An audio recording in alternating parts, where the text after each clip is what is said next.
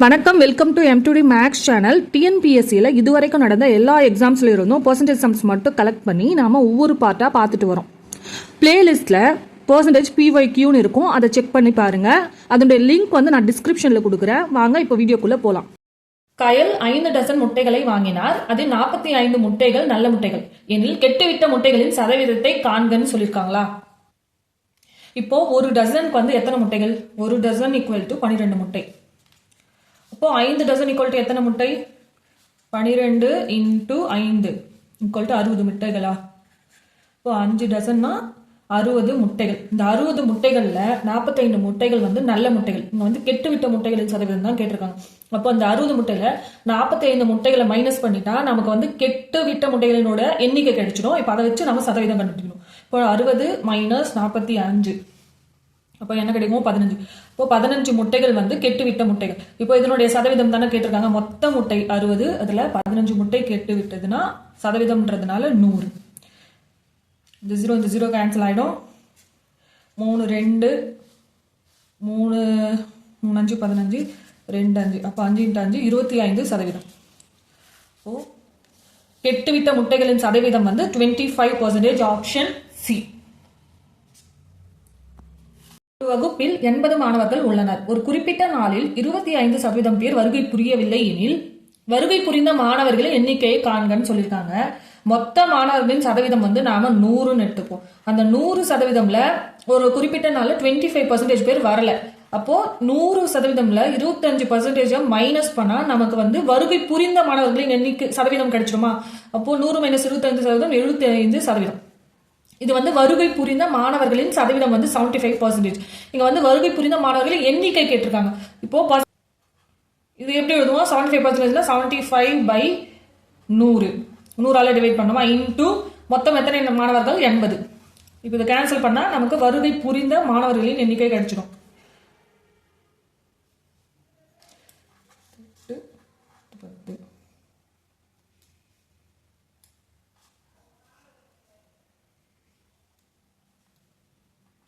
அஞ்சு 1 5 5 5 2 2 4. இப்போ 15 × 4 இப்போ 60. வருகை புரிந்த மாணவர்களின் எண்ணிக்கை 60. Option B. ஒரு வகுப்பில் உள்ள மாணவர்கள் மற்றும் மாணவிகளின் விகிதம் 5:3 ஆகும். ஒரு தேர்வில் 16% மாணவர்களும் 8% மாணவிகளும் தேர்ச்சி பெறவில்லை எனில் தேர்ச்சி பெற்ற மாணவ மாணவிகளின் சதவீதத்தை காண்கன்னு கேட்டிருக்காங்க. ஃபர்ஸ்ட் இங்க பாய்ஸ் கேர்ள்ஸா மாணவர் மாணவிகளோட விகிதம் என்ன கொடுத்துருக்காங்க? 5:3ன்னு கொடுத்துருக்காங்க. இப்போ இவங்களுடைய எண்ணிக்கையை நாம 5x 3xன்னு எடுத்துப்போம். இது மாணவர்களின் எண்ணிக்கை, இது மாணவிகளின் எண்ணிக்கை. அப்போ மொத்த மாணவர்களின் எண்ணிக்கை நமக்கு என்ன? மொத்த மாணவர்கள் எண்ணிக்கை = 5x + 3x = 8x. இது மொத்த மாணவர்களின் எண்ணிக்கை. இப்போ தேர்ச்சி பெறாதவர்களோட பர்சன்டேஜ் கொடுத்துருக்காங்க. அதை வச்சு நாம அவங்களுடைய எண்ணிக்கை கண்டுபிடிப்போம். அப்போ தேர்ச்சி பெறாத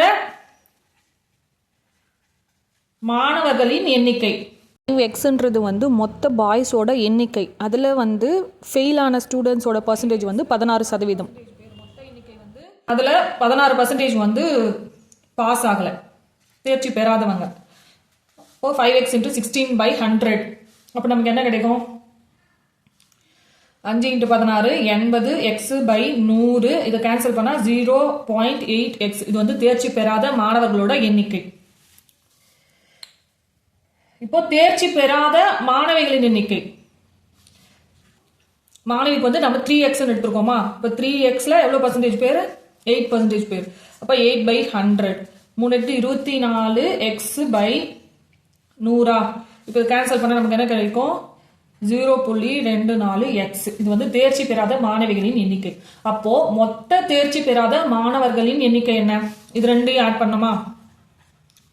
மொத்த ஃபெயில் ஸ்டூடெண்ட்ஸ், தேர்ச்சி பெறாத மாணவர்களின் எண்ணிக்கை = 0.8x + 0.24x. இது ரெண்டு ஆட் பண்ணா நமக்கு என்ன கிடைக்கும்? 1.04x. இது தேர்ச்சி பெறாத மொத்த மாணவர்களின் எண்ணிக்கை.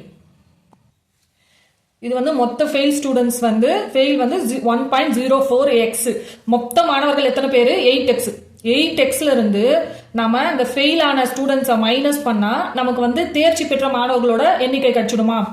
அப்போ மொத்த மாணவர்களின் எண்ணிக்கை வந்து 8x. அதுல இருந்து ஃபெயில் ஸ்டூடெண்ட்ஸ் வந்து நம்ம மைனஸ் பண்றோம். 8x minus 1.04x. அப்ப என்ன கிடைக்கும்? 6.76x. இது வந்து பாஸ் ஸ்டூடெண்ட்ஸ். பாஸ் ஆன மாணவர்கள் எண்ணிக்கை வந்து 6.76x. இப்போ இங்க வந்து பர்சன்டேஜ் தானே கேட்டிருக்காங்க, அவங்களுடைய பாஸ் ஆன மாணவர்களோட சதவீதத்தை கேட்டிருக்காங்க. இப்போ மொத்த மாணவர்கள் வந்து 8x.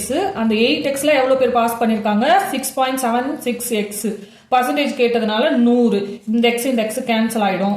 இதை கேன்சல் பண்ணா 0.87 into 100. இந்த 100ஆல இது மல்டிப்ளை பண்ணா என்ன வரும்? 87%.